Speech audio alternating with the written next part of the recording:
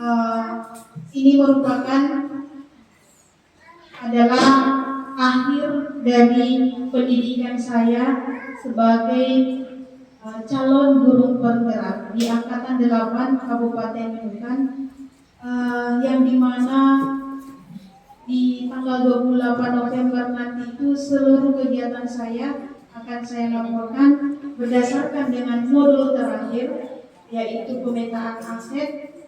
Dan saya baru menyadari dari pembelajaran itu ternyata Bapak Ibu semua ini merupakan aset terbesar yang ada di lingkungan sekolah, yang di mana modal manusia, ya, modal manusia itu yang paling utama dari segala aset.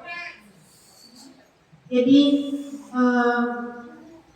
makanya dari sini saya mengundang dari aset terbesar kita, yaitu dari PDM, orang tua murid, FGM, murid sendiri, dan komite, ada komite kelas, ada komite sekolah sendiri. Jadi sekali lagi terima kasih banyak sudah datang memfasilitasi kegiatan saya, dan kegiatan akan disinkronkan dengan program-program sekolah. Dan apa yang saya jalankan kurang lebih akan menuju 6 bulan, Bapak Ibu. Saya mulai dari bulan Mei melakukan pendidikan. Puncaknya disinilah yang betul-betul harus ekstra, karena di mana saya melakukan aksi nyata, dan di akhir juga ada uji kompetensinya, apakah saya layak untuk mendapatkan sertifikat bergelar guru penggerak, yang insya Allah mungkin akan hilang P-nya, yang menjadi nanti GP, guru penggerak calonnya hilang kalau mendapatkan sertifikatnya. Namun kalau memang tidak dijodohkan untuk menjadi guru penggerak, tetapi ilmu setidaknya sudah didapatkan,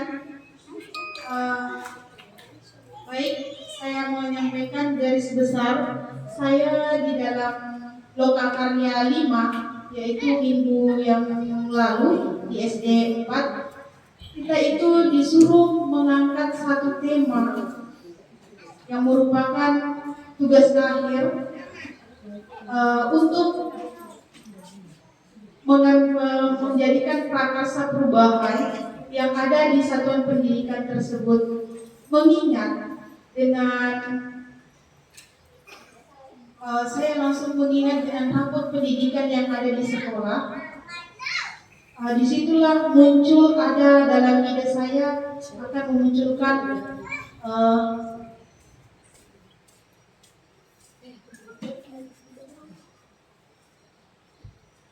prakarsa perubahan yang saya angkat, yaitu mewujudkan sekolah aman dan menyenangkan. Karena di sekolah kita itu di rapot pendidikan, bisa kita nanti setelah ini kita lihat-lihat, saya sudah pasang rapot pendidikan tahun 2023, literasi peningkatan, alhamdulillah untuk tahun 2023 meningkat, dan numerasi juga sudah sedang ada peningkatan walaupun sedikit. Karakter murid juga sudah ada baik. Kualitas pembelajaran itu masih sedang, sama numerasi masih sedang. Akan tetapi ternyata setelah kita telaah, di dalam itu ada iklim keamanan sekolah yang sangat rawan yang ada di sekolah. Nah, ini tujuan yang saya mengambil tema itu, yaitu melatih warga sekolah akan menunjukkan akhlak yang baik terhadap dirinya pribadi dan sesama.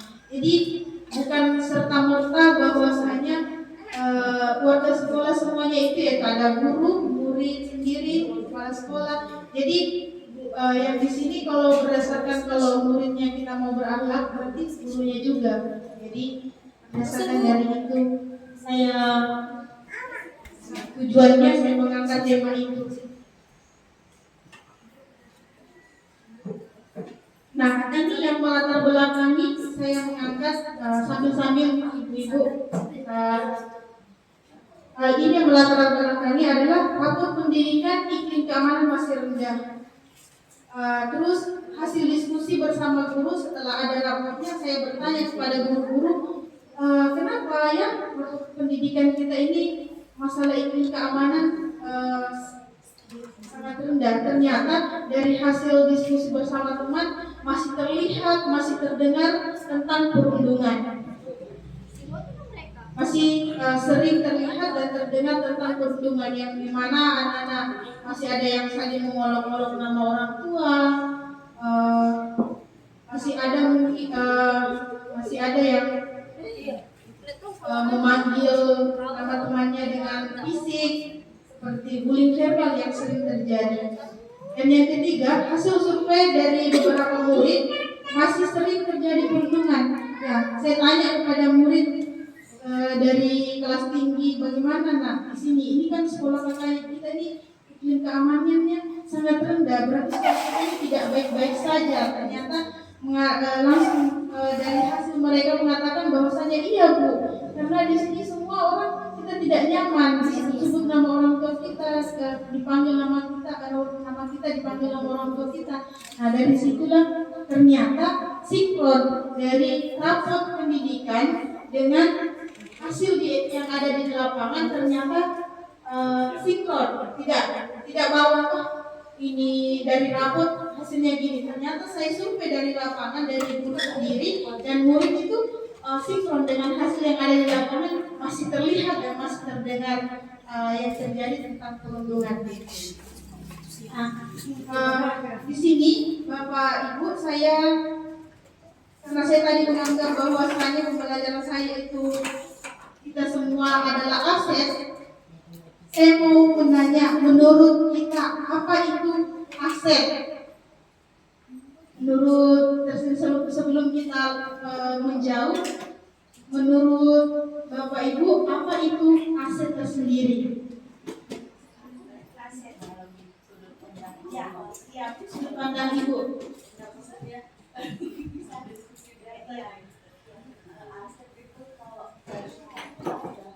Benda kayak dari diri sendiri ya, aset kesehatan ya menurut saya lah ya, kesehatan. Terus bagaimana kita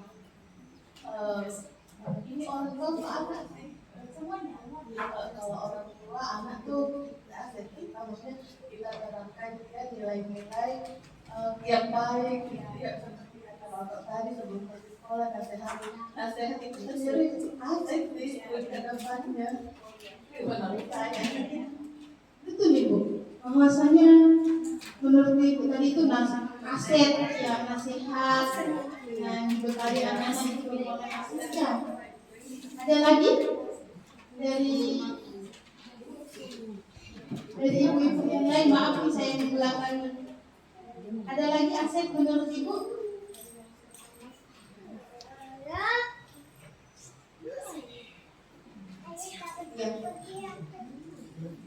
Ada?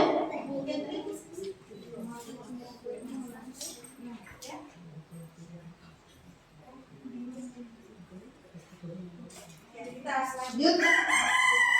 Ini, kalau menurut saya aset adalah harta berharga yang dimiliki oleh seseorang atau badan usaha. Jadi aset itu harta yang kita miliki, sama yang tadi disampaikan ibunya Fitri, bahwasanya itu harta yang kita miliki. Kalau dia berapa orangnya, itulah kalau perorangan dari sekolah. Nah inilah sekolah memiliki tadi asetnya tadi itu adalah merupakan bapak ibu. Aset yang paling pertama adalah modal manusianya. Saya rasa kalau ada guru tidak ada siswa itu juga tidak sinkron. Ada siswa tidak ada gurunya juga itu tidak sinkron. Nah, tanpa adanya sinergi dari aset dari pimpinan Muhammadiyah, karena adanya sekolah miliknya Muhammadiyah, jadi aset besarnya dari pimpinan, turun kepala sekolah, guru, murid, orang tua. tua, komite. Itu jadi saya menganggap semua stakeholder yang ada di dalam sekolah itu adalah aset.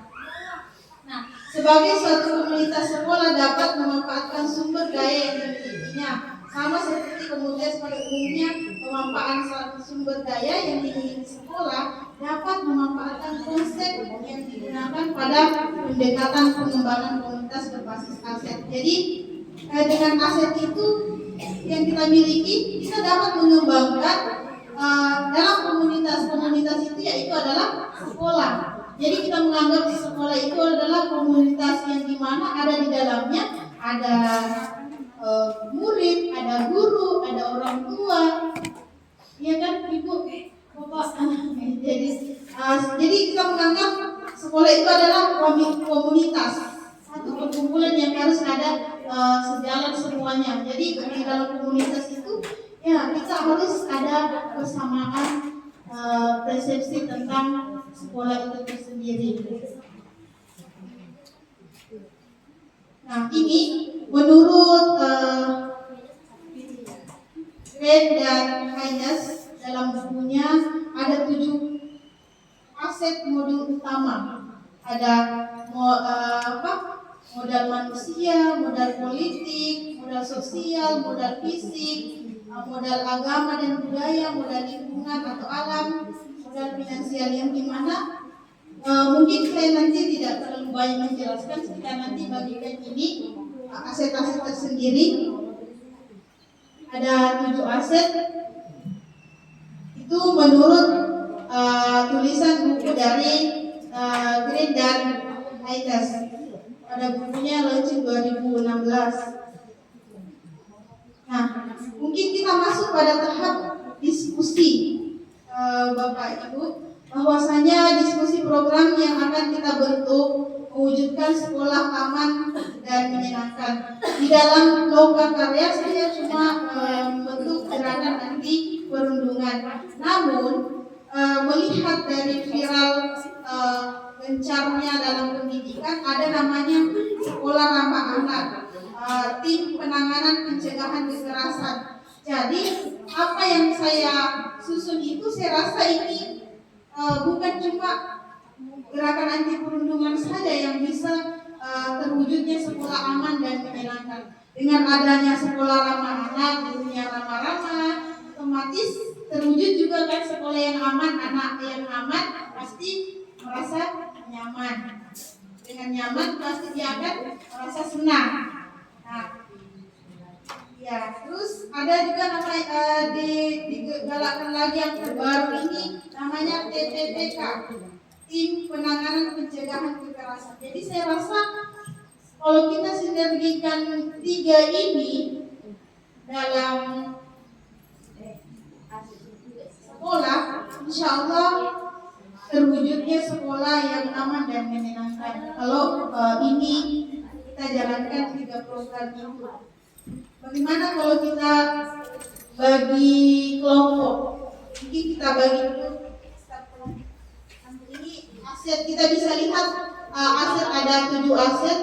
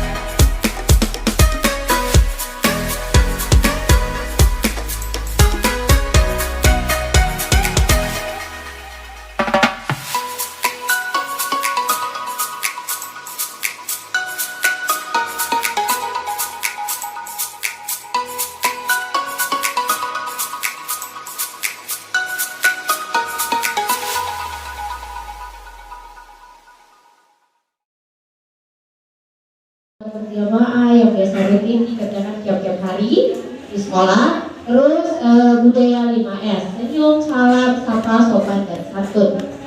Terakhir itu ada modal lingkungan. Modal lingkungan di sini ada sekolah aman, yaitu keadaan sekolah aman, lingkungan sekolah yang bersih, dan ruangan kelas rapi dan bersih. Jadi kalau memang ruangan kelasnya bersih, rapi, anak-anak juga mungkin enak belajarnya. Terus yang terakhir ada tim penanganan pencegahan kekerasan atau TPPK. Yang pertama modalnya sama seperti di gerakan anti perundungan lagi. Pertama ada siswa, guru, orang tua, dan tambahannya adalah pihak-pihak yang terkait dari kepolisian, tim kesehatan, dan tim psikologi. Modal lingkungannya adalah iklim sekolah aman, seperti lingkungan sekolah yang bersih, lingkungan sekolah yang sehat, teman-teman sekelas, teman sekolah yang baik gitulah. Terus yang kedua ada tim penanganan dari perundungan. Yang sebelumnya tadi dijelaskan ternyata ada tim penanganan dari pihak